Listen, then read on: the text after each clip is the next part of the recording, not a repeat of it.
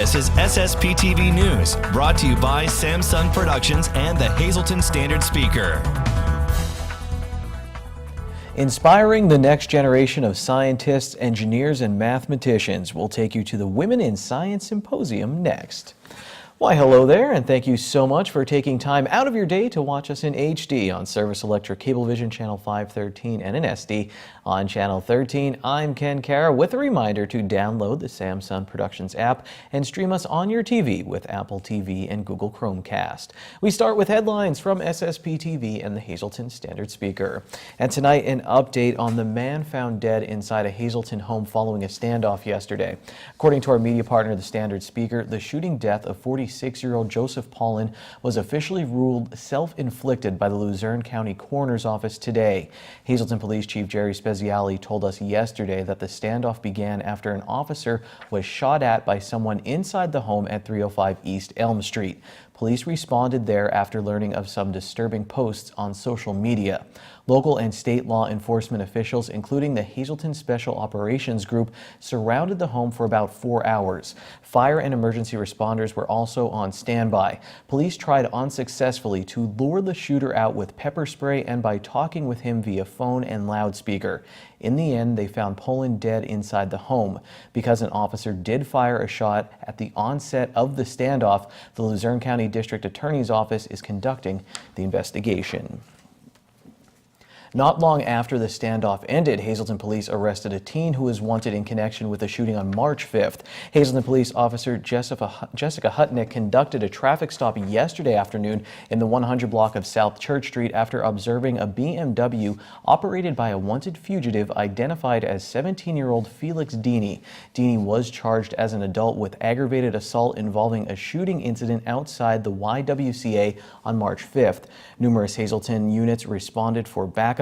3 individuals were detained and Deeney was arrested and taken to Hazleton headquarters for processing. In other news, the Hazleton Area School District hosted a Women in Science Symposium today at Genetti's in Hazel Township. The Greater Hazleton Partners in Education hosted the inaugural Spring Symposium to promote women in science. Hazleton Area High School graduate and academic and athletic standout Joy Gallagher was the keynote speaker for the Girl Power in STEM Get Inspired program. We talked with Gallagher and her former teacher who inspired her interest in science. So one of your former students comes back today, Dr. Joy Gallagher. What is it like when you see a student like her who's gone on to do so much? She did a lot in high school, but to see how far she's gone. I am so excited for her and proud of her. I always saw the potential for her to do great things in life, and to have her come back here, still have her ties to Hazleton, still be willing to come back and share her experiences and give back to the community where she grew up. It's just an incredible experience, a great source of pride and joy. It's an honor to be here.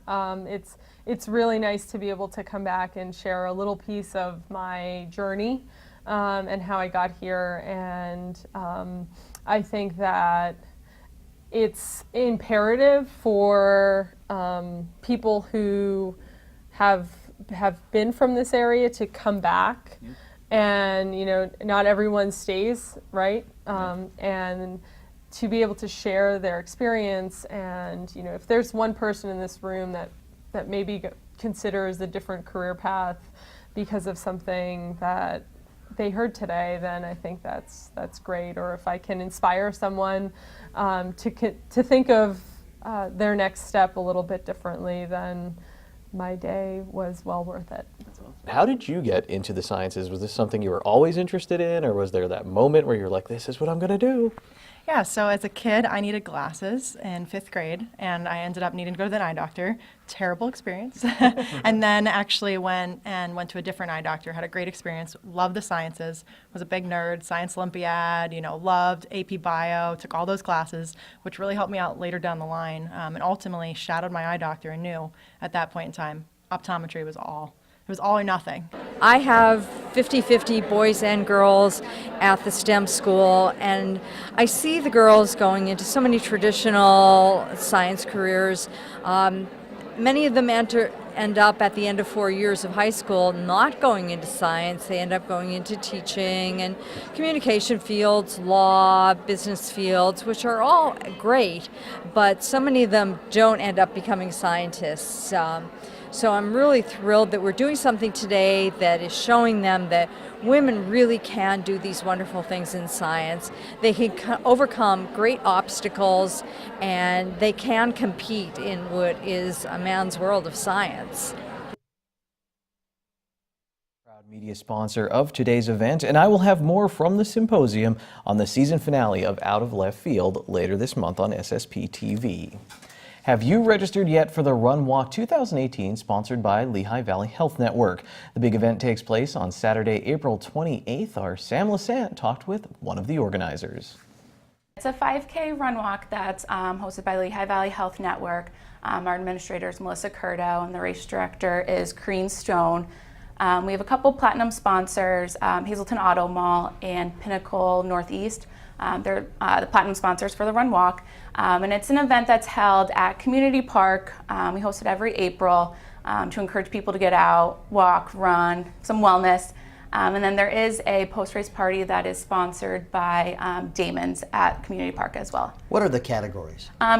So there's men's and women's divisions, and then they are broken up into runners and walkers. And it's 14 and under, and then 15 to 19, 20 to 29, 30 to 39, 40 to 49, and then 50 to 59 and 60 plus for men and women. How do you register? You can register by going to lvhn.org/runwalk. And why is the event held? The event is held to raise money to help maintain and grow our health and wellness fitness trail that's outside of the building here. It helps to maintain it. It's used for our therapy patients, our fitness members walking on it, and it's just a great spot for the community to go and walk as well. The early registration deadline is this Saturday, April 14th. For more information or to register, go to lvhn.org/runwalk. Coming up in sports, a preview of the local racing season with motorsport journalist Dino Alberto. And after this break, it's back to the great outdoors with the Standard Speaker's Kent Jackson. This is SSPTV News, your place for 24 hours of your hometown news and information.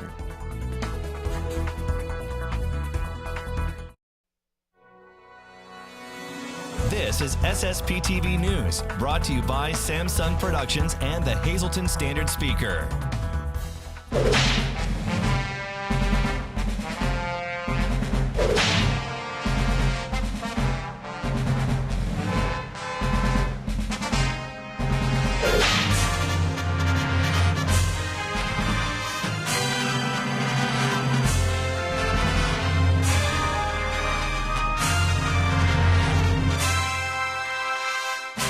I heard the geese before I started skiing toward them, but there were more than I expected. Stopping a distance away, I tried to sneak in with my zoom on my phone's camera. I snapped a few shots, and they continued honking. Although I hadn't moved any closer, they no longer liked swimming around while I was there. As I set the camera to video, they flew away noisily. This time of year, Canada geese are returning from the south, but that doesn't mean I shoot away a flock that is traveling further north. Many geese live year-round in Pennsylvania, a change from 2 generations ago. Before 1935, no geese wintered here, the Pennsylvania Game Commission says in a wildlife note about the birds. Since then, hunting restrictions took effect and captive geese have been released to build up flocks. So resident geese are here and they're heavier than migrants, though I can't tell them apart at a distance. At golf courses like the Valley Country Club in Cunningham, where I watched the flock take off on March 13th, the geese can become a nuisance because of their droppings and their willingness to charge a golfer who's playing through. Golf courses and parks can attract geese, although they never saw a flock of geese at the VCC until last year, when the geese also visited the ponds in March. Groundskeepers can obtain federal licenses to addle eggs and prevent the geese from multiplying, and keep them from feeling at home on those green spaces. Last year, the flock didn't nest on the golf course, but in the past 10 days since I first spotted the flock, I've noticed geese have returned twice more. They left footprints in the deep snow that fell on Wednesday and Friday morning following St. Patrick's Day. And there was a trio of geese swimming a few days after that, just as the sun rose. I'll keep watching to see if they take up residence.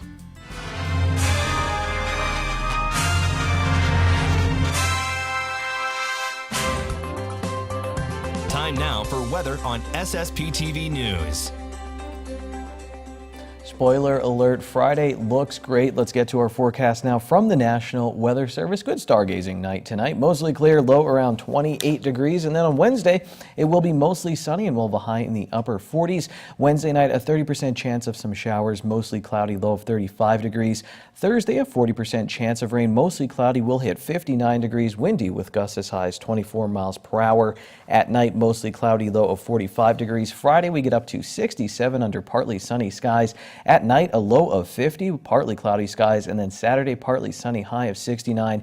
Saturday night, 30% chance of showers, mostly cloudy, low of 49 degrees. We're here in the heart of downtown Hazleton, and we love to eat in this city. You see what I did right there? Let's go into Frankie's Pizzeria and Restaurant and try some chicken pastine.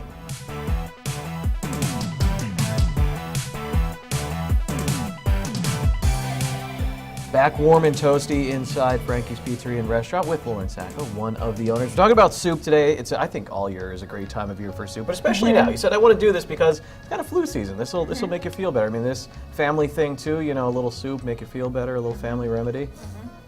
So very good. And when I go to restaurants sometime and I think soup, I don't know why I think this. And I think sometimes like they're pre-made or they're just whatever. This looks like it's all chopped and... Everything here is chopped down. Everything here is fresh ingredients brought in, chopped down, and each soup is made for the day. Chicken pastine, I mean, we usually talk about the recipes and that. Did this come from somewhere or... My mom. Your mom? Yep, this is my mother's recipe and her mother's. When my mom makes it at home, she adds a little bit of onion, but the onion didn't really go over too well here. Oh, really? So it's the same recipe minus the onion. Do you like the onion? I do. Okay. I'm an onion lover.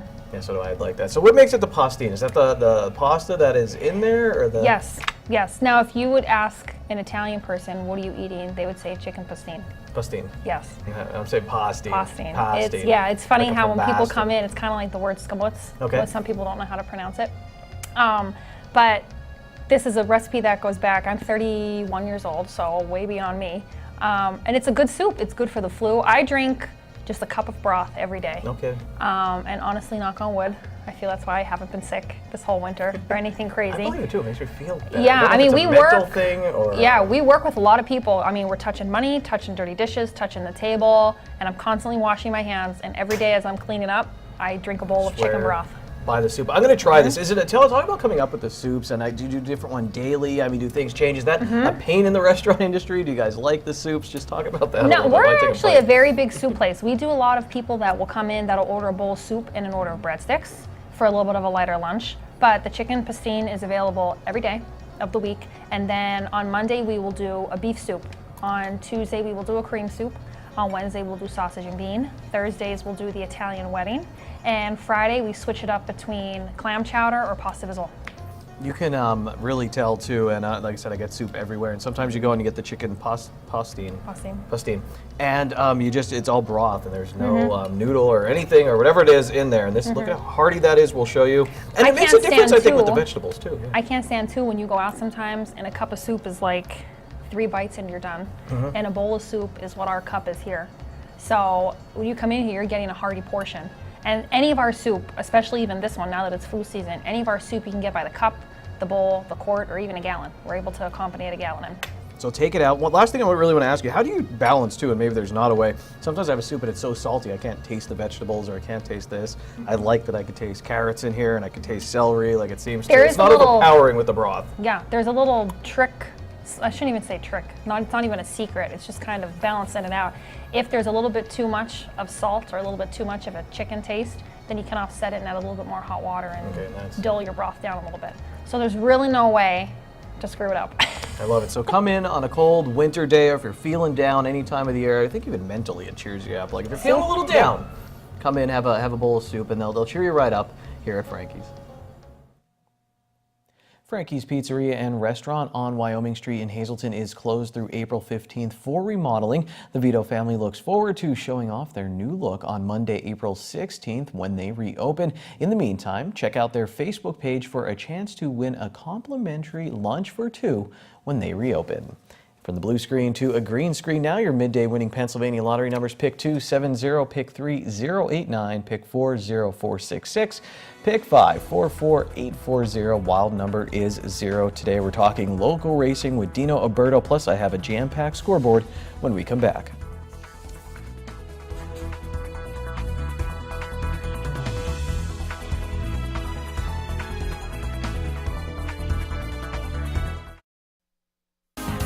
Time now for sports on SSPTV News.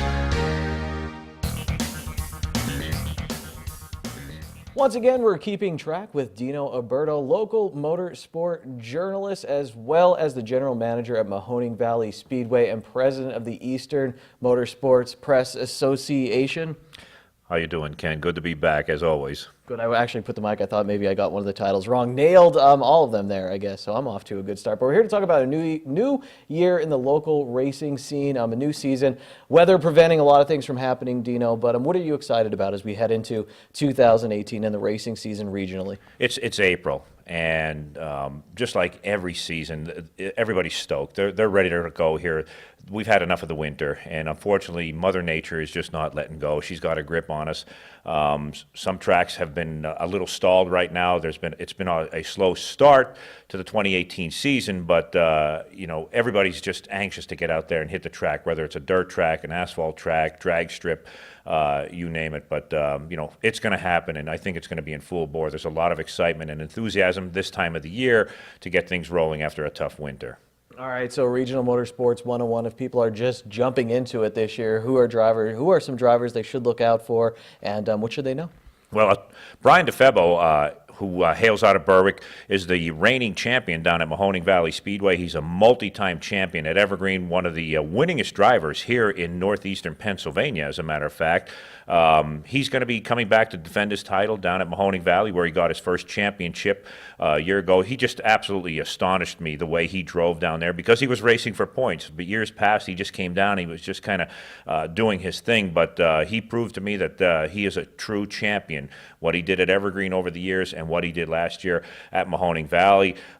We saw Eric Beers, who he was challenging for quite a while. He reached a plateau with his 100th career win last year. He is going to take his show back on the Race of Champions Tour, and I think that's going to be a big boost for them. You'll probably see him winning. Earl Paulus, who was a past champion from Mahoning, took all last year off. He kind of concentrated on dirt racing. He's coming back into the fold, and he's bringing his stepdaughter with him, Cassidy Altimos, who's going to be racing in a Sportsman Modified. A lot of new talent coming up, a lot of kids who have been progressing through quarter midgets and from hobby stocks, which is an entry-level division, and moving into street stocks, modifieds, you name it. So it's all good. Evergreen Raceway, Jason Makarevich, he's going into his third year down there, and they got it going on down there right now. And we've actually got a kind of a working relationship to an extent between us and them, because it's sharing the same car, same fans, same driver. So it's all good. And Big Diamond got rolling right now. Grandview, Greenwood Valley Action Track. We bring a lot of guys in from there with the Harmons and several others, and they got their season rolling right now as well. It's just a matter of getting some sunshine and a little warm weather, and it'll all be coming. And Dino, you have some exciting, not news, I guess people know by now, Steve Fox working with you at Mahoning Valley Speedway, and you said you're working on a piece, when you put your journalist hat on Steve Fox, that will be in the Standard Speaker. So we're excited down there. Steve has been around since the early 70s. He has raced anything, everything, and then some, and he has just been brought on as the new race director from Mahoning Valley Speedway. A lot of drivers are excited about that, because he comes in there with no ties. It's a brand new racetrack for him, and he's about as neutral as it gets, but he's so professional in everything that he has done so far, and the approach he's taking towards the drivers down there, from tech to the way he handles things and just the way he talks to them. So there's a lot of excitement with him, and I think it's going to be a great addition to the scene down there with having Steve on board with us. Well, Dino's all fired up. You should be too, and remember, you can read his work in the Standard Speaker. The Hazleton Area High School softball team's offense is pretty good. How good is it? Against Crestwood, their 6 through 9 hitters had 7 hits. That's Dave Seaman's stat. I can't take credit for it. You can read his full game summary of Hazleton Area's 15-0 win over Crestwood in today's Standard Speaker. He has an even crazier stat in this article. I'll talk with him about it tomorrow on Dave Day right here on SSPTV News. Kira Antoluk is the team's number 7 hitter, and she went 3 for 3 with a 3-run home run. Wyoming Valley West drew a walk-off walk to beat Hazleton Area in baseball. Alex Kubishin was 2 for 3 for Marion in their Schuylkill League Division III win. Blue Mountain beat North Schuylkill in Division I. 3 is a magic number, and Thad Zuber went 3 for 3 with a triple and 3 RBIs for Tamaqua as they beat Jim Thorpe. Shenandoah Valley's Josh Jakovich was 3 for 3 with 3 RBIs to help Shenandoah Valley to a non-league win. Jada Shellhammer went 3 for 3 with 3 doubles and 3 RBI for Tamaqua, and Schuler Osman is over the number 3. She had 5 RBI in a win for North Schuylkill. In college softball, Penn State Hazleton split with PSU Brandywine. The local Lions baseball team lost to Brandywine. The Rail Riders took Game 1 from the Lehigh Valley Iron Pigs at PNC Field, and it was a tight one between Hazleton Area and Wyoming Valley West in boys volleyball, but the Big HA got the win. John Wolk had 15 service points. Dallas shut out the Hazleton Area girls lacrosse team. Mono Area and Blue Mountain swept Schuylkill League track meets. Madison Cavaness won 3 events for the Lady Bears. Willie Streisel won the 800, 1600, and 3200 meter runs for the boys. And that's sports. Good evening, everyone. Here's today's Talk of the Town. The YWCA of Hazleton will be having an open house and craft and vendors fair on Saturday, April 14th from 10 a.m. until 3 p.m. For more information, you can call the YWCA at 570-455-2046. And that's today's Talk of the Town. SSPTV News would like to send our sincere condolences to the family and friends of these recently departed. Corin A. Bargalone of Tresco. Funeral is Wednesday at 10 a.m. at the Hazel Chapel of the Crofton Hughes Funeral Home. Friends may call today from 7 to 9 p.m. at the funeral home. Peter G. Deb of Hazleton. Mass is Wednesday at 10 a.m. at Church of St. Joseph in Hazleton. Friends may call today from 4 to 9 p.m. at the Frank J. Bonham Funeral Home in Hazleton. George Dinkelacker of Hazleton. Mass is Friday at 9 a.m. at Our Lady of Peace Roman Catholic Church in Fords, New Jersey. Friends may call Thursday from 4 to 8 p.m. at the Flynn and Son Funeral Home in Fords, New Jersey. Joseph L. Ferris Jr. of Hazleton. Mass is Thursday at 11 a.m. at Most Precious Blood Church in Hazleton. The Fierro Funeral Home is in charge of the arrangements. Connie Lowfort of Freeland. Service is Wednesday at 10 a.m. at the Calvary Cemetery Chapel and Drums. The Cattrall Petrilli Funeral Home in Freeland is in charge of the arrangements. And Ryan F. Paterko of Sugarloaf Township. Funeral is Thursday at 2 p.m. at the Harmon Funeral Home in Drums. Friends may call Thursday from 12 to 2 p.m. at the funeral home. Attention pay-per-view subscribers. If you see your name now on SSPTV News, you can call in and win a free movie from Service Electric Cablevision. Today's winner is Dorothy Barrouse of St. Clair. Call now and leave a message at 570-455-7267 extension 104 for your free movie. I really had a ball at the Women in Science Symposium today. There was an experimental physicist there. I was overjoyed. It was very interesting. And I talked with Dr. Joy Gallagher for about 25 minutes. That's how long our interview went, and you can see a lot of it on the next Out of Left Field later this month. I'm about to play a round of Know Your Teammate with 2 Hazleton area boys basketball standouts, so keep an eye out on our Facebook page for that. I'll see you tomorrow. Have a good night. Take it easy, everyone. Watch us online anytime at ssptv.com and follow us on Facebook and Twitter.